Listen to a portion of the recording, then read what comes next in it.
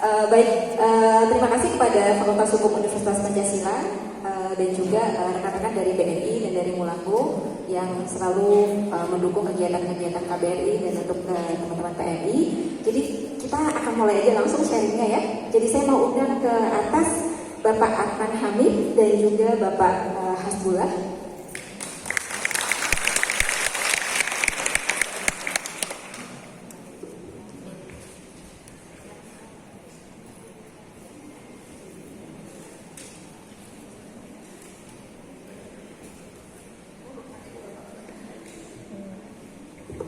Baik, Pak Adnan dan Pak Hasbullah, saya sedikit membacakan profil dari Pak Adnan Hamid. Saat ini beliau menjabat sebagai Wakil Dekan Bidang Administrasi dan Keuangan Fakultas Hukum. Benar ya Bapak ya?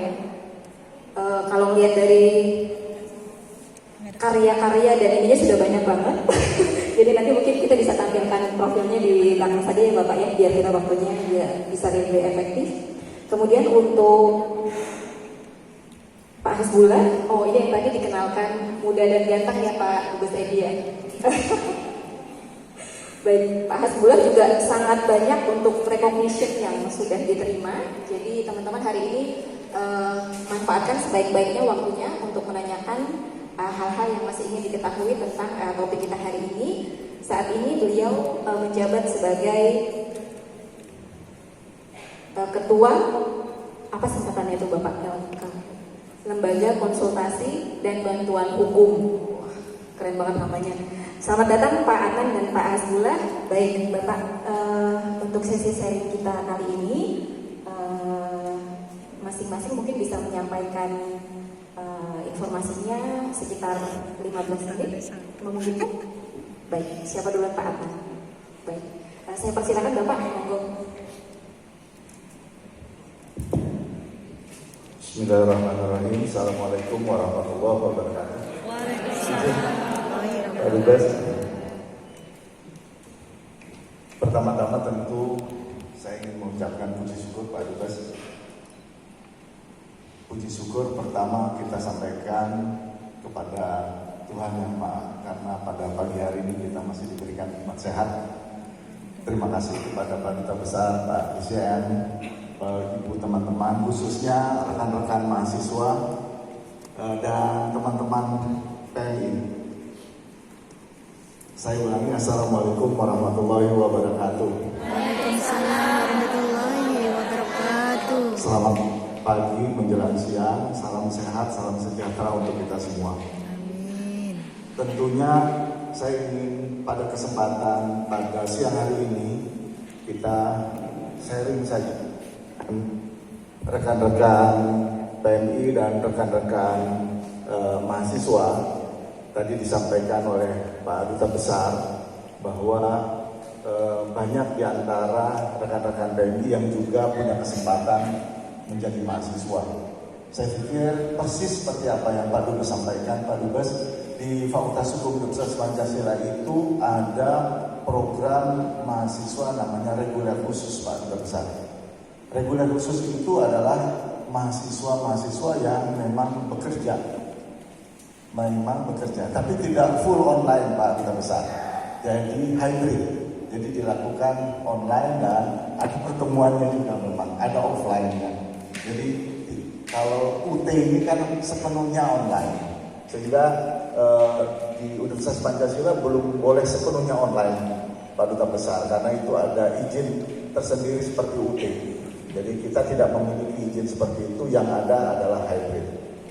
Pada kesempatan siang hari ini saya ingin sharing berkaitan dengan ketenagakerjaan atau khususnya pekerja migran. Tentu rekan-rekan mahasiswa kami ingin mendapatkan juga masukan, karena rekan-rekan PMI mempunyai pengalaman yang nyata.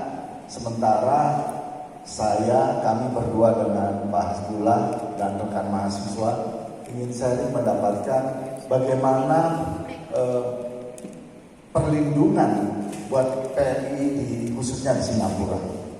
Tadi Pak Duta Besar menyampaikan lebih kurang ada 130-an ribu, dan Pak Duta Besar di dalam penyampaiannya sangat clear dan jelas bahwa hampir permasalahan yang ada semuanya hampir diselesaikan. Kalau saya hitung persentase tadi sampai sekilas itu nggak di bawah 5%. Ada yang tahun sebelumnya, tahun 2019 itu malah hanya tinggal satu perkara yang tidak selesai. Berikutnya, jadi sangat kecil dibandingkan dengan beberapa data Pak Duta Besar yang saya coba baca dari BP2MI.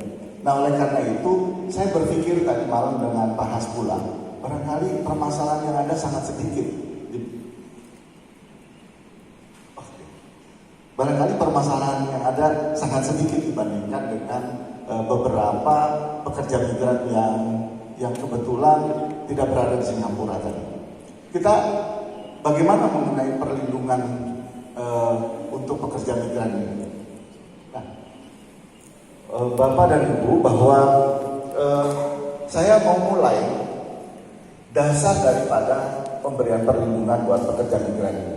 Sebenarnya jelas seperti yang tadi disampaikan Pak Duta Besar, tugasnya juga memberikan perlindungan karena salah satu tujuan negara itu diamanatkan di dalam pembukaan memajukan kesejahteraan. Artinya siapapun, termasuk kita, termasuk Bapak dan Ibu, termasuk PNI, termasuk mahasiswa, ya, kita negara mempunyai tujuan untuk memajukan kesejahteraan. Nah, untuk kesejahteraan itu diejawantahkan di dalam Undang-Undang Dasar. Saya mau mencoba dulu kenapa perlu diberikan perlindungan. Pasal 27 ayat 1 Undang-Undang Dasar, konstitusi kita mengatakan bahwa setiap warga negara Indonesia bersamaan kedudukannya di dalam hukum. Setiap warga negara, siapapun itu, mempunyai kedudukan hukum yang sama. Dalam konteks pekerja ini, di dalam 27 ayat 2 mengatakan setiap warga negara berhak mendapatkan pekerjaan dan penghidupannya yang layak. Artinya apa? Saya ingin mengatakan bahwa di pasal 27 ayat 2 tadi bahwa mengatakan setiap warga negara kita berhak mendapatkan pekerjaan dan penghidupannya yang layak. Artinya apa? Negara sebenarnya ya menjamin untuk mendapatkan pekerjaan. Tapi kita tahu persis tadi kata Pak Duta Bersejuk, negara kita sangat luas, angkatan kerja kita sangat banyak. Bapak dan Ibu, angkatan kerja kita tercatat sekarang sudah hampir 130 juta orang tenaga kerja. Negara tidak mampu menyediakan seluruh angkatan kerja untuk mendapatkan pekerjaan. Karena tidak mampuan itu kita juga berupaya. Walaupun swasta sudah memberikan lapangan kerja, tapi tidak mampu. Sementara kita harus hidup. Oleh karena itu, negara ya tentu memfasilitasi. Karena tadi dikatakan setiap warga negara berhak mendapatkan pekerjaan. Artinya ada kewajiban negara menyediakan lapangan kerja. Namun kemampuan negara terbatas. Oleh karena itu maka kita ya menjadi mandiri untuk mencari itu.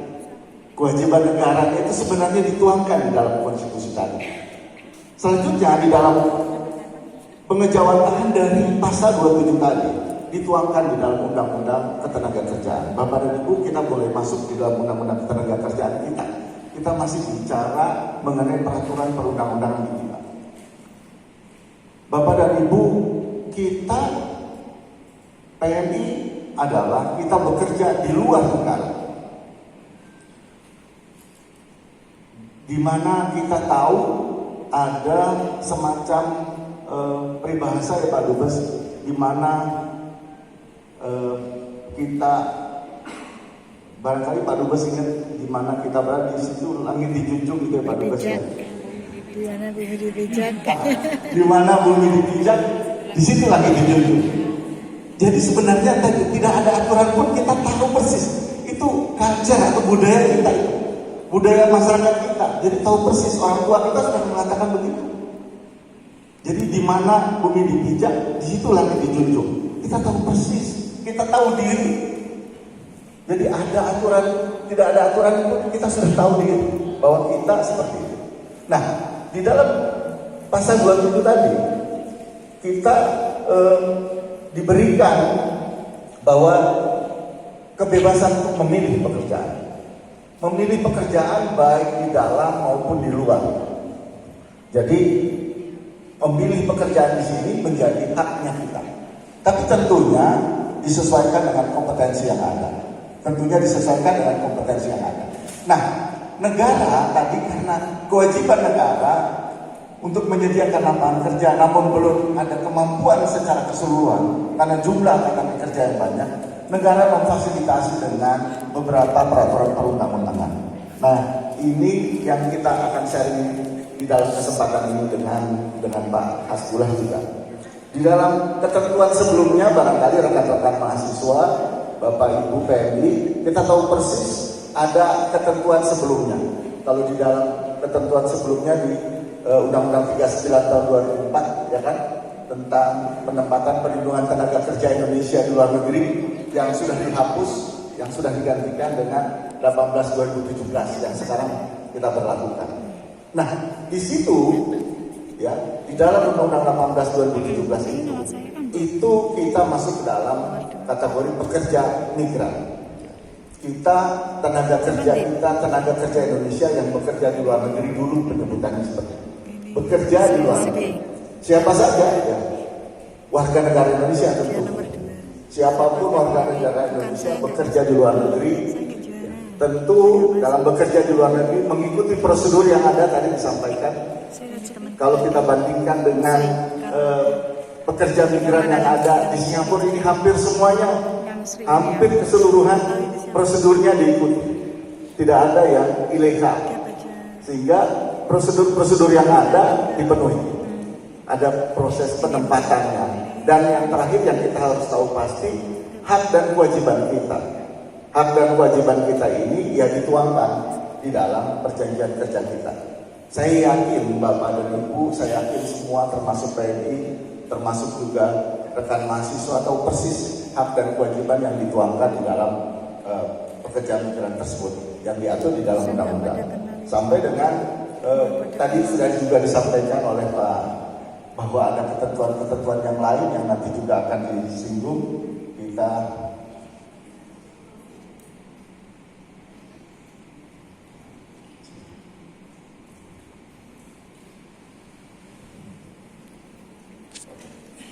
ini yang tadi saya sampaikan, kalau kita bicara pekerja migran kira-kira seperti ini. Ya, warga negara Indonesia tentunya ada jangka waktunya, kita tahu Bapak dan Ibu PNI kita semua ada yang sudah 2 tahun, ada yang barangkali lebih diperpanjang, ya kira-kira seperti itu. Juga ada prosedur penempatannya dan tentu sudah melewati proses sebelumnya. Proses sebelumnya mulai di beberapa daerah juga sudah dilakukan proses itu.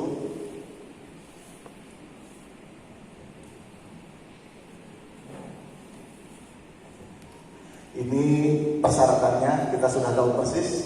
Saya pikir ya, umur kompetensi tentu Bapak dan Ibu saya yakin kita sudah memiliki kompetensinya itu. Tadi Pak Duta Besar menyampaikan ada pekerja migran kita yang secara psikologis ternyata tidak cukup karena sampai di sini masih rindu kampung halaman sehingga bekerjanya tidak fokus. Karena bekerjanya tidak fokus sehingga sering terjadi kesalahan dan sebagainya. Sehingga pemberi kerja miss dengan pekerja kita.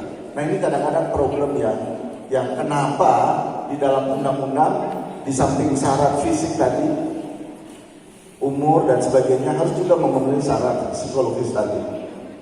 Itu untuk dipastikan bahwa kita bekerja telah memenuhi persyaratan itu tadi. Kompetensi tentu, apalagi kemarin saya mendengar dari Pak DCM, Pak Duta Besar, bahwa kadang-kadang perwakilan Indonesia khususnya di Singapura juga memberikan peningkatan kualitas pekerja migran. Itu yang juga jarang. Walaupun di beberapa perwakilan itu saya tidak pernah mendengar Pak Duta Besar. Saya baru mendengar kaget juga bahwa beberapa pekerja migran di Singapura diberikan ada model-model pelatihan dan sebagainya. Walau bekerja sama dengan tadi mungkin dari Bank Indonesia atau dari Bank Indonesia ya Bu Mira, dari BNI ya. Itu bagian daripada peningkatan yang juga merupakan difasilitasi oleh negara, oleh perwakilan kita. Nah tentu kalau paspor dan visa kerja itu tentu sudah dipahami menjadi syarat utama, dan perjanjian penempatan termasuk di dalamnya perjanjian kerja. Nah dalam perjanjian kerja ini tentu kita tahu persis, kita tahu hak dan kewajiban kita. Hak dan kewajiban kita termasuk gaji, termasuk tunjangan-tunjangan, termasuk fasilitas-fasilitas kesehatan, biasanya diatur semua, dituangkan di dalam perjanjian kerja tersebut. Problemnya di dalam undang-undang kita, semua PMI itu juga harus memiliki BPJS.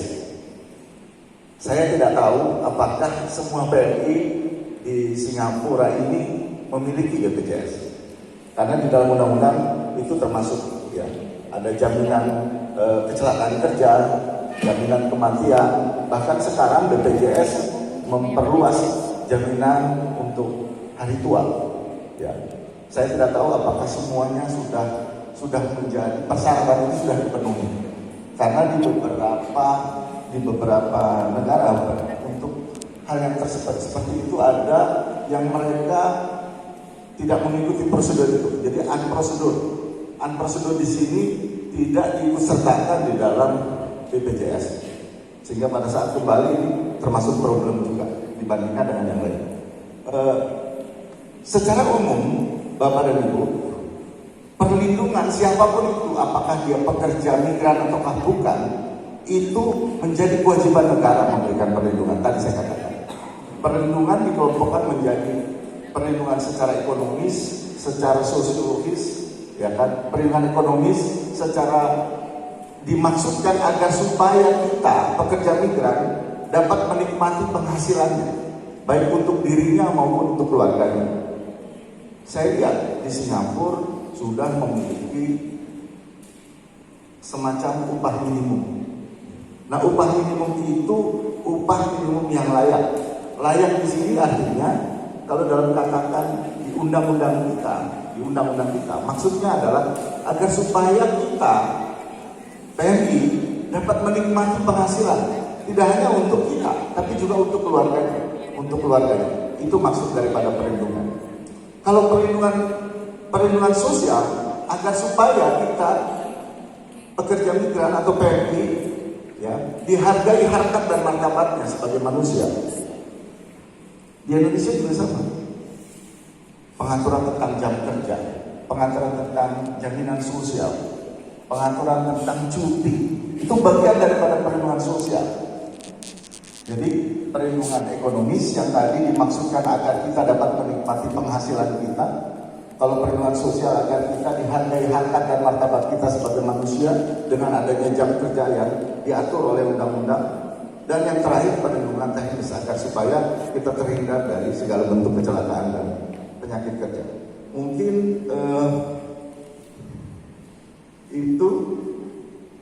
ini sudah disampaikan kalau hubungan kerja. Jadi dasarnya adalah perjanjian kerja. Jadi dasar daripada adanya hubungan kerja itu adalah perjanjian kerja. Saya yakin di PMI di Singapura semuanya perjanjian kerjanya harus dinyatakan secara tertulis agar jelas, ya kan? Tadi disampaikan agar jelas kapan berapa gajinya, tanggalnya, kapan pembayarannya, termasuk juga fasilitas dan pengakhirannya kapan. Ini juga sudah kita sampaikan. Dan ini yang tadi disampaikan oleh Pak Dubes, agar supaya peran daripada Badan Pelaksana Perlindungan Pekerja Migran, kalau dulu namanya BNP 2 TKI, Badan Nasional Penempatan dan Perlindungan Tenaga Kerja Indonesia, dan sudah berubah menjadi, walaupun tugas dan fungsinya sama, tapi namanya berubah. Ya, ini perannya, harapan yang tadi disampaikan oleh Pak Dubes sesuai dengan undang-undang ya. Kita memastikan bahwa penempatan itu harus dilaksanakan dengan perjanjian secara tertulis, memberikan pelayanan, mengkoordinasikan pengawasan, dokumen pembekalan akhir dan seterusnya, termasuk pemberangkatan dan seterusnya. Ini yang tadi Nah, kalau haknya ya di dalam undang-undang kita tahu persis. Ini memilih pekerja dan seterusnya. Jadi mulai dari memperoleh pelatihan, undang-undang mengatur demikian. Jadi BP2MI itu harus mengawasi agar proses teman-teman kita calon PMI yang akan bekerja dipastikan untuk memperoleh itu. Dan ini maaf, kewajiban. Yang paling penting kewajiban tadi bahwa kita tentu mentaati peraturan perundang-undangan, ya kan? Menghormati yang tadi adat istiadat kebiasaan di negara kita sudah tahu, tadi sudah kita sepakat di mana bumi dipijak di situ langit dijunjung. Jadi ini sudah tidak perlu diajarkan. Rekan-rekan PMI, rekan-rekan PMI sudah tahu persis karena memang kebiasaan adat kita seperti itu. Terus tentu melaksanakan sesuai dengan perjanjian kita, ya kan? Dan yang paling penting kalau ada di antara teman-teman kita juga, ya tentu yang bekerja sebagai PMI tentu ya harus melaporkan tanda tangannya kepada perwakilan kita.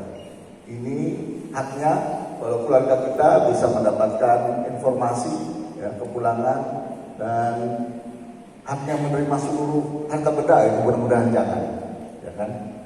Kalau meninggal dunia, ya tapi diatur di dalam undang-undang. Ini saya melihat ada kewajiban-kewajibannya daripada pemberi kerja. Saya yakin pemberi kerja di Singapura memenuhi beberapa hal ini, dan kalau misalkan ada hal-hal yang akan didiskusikan, mungkin ini yang penting yang buat masukan dari rekan-rekan PMI, rekan Bapak dan Ibu semua memberikan masukan kepada kami berkaitan dengan kewajiban daripada pemberi kerja.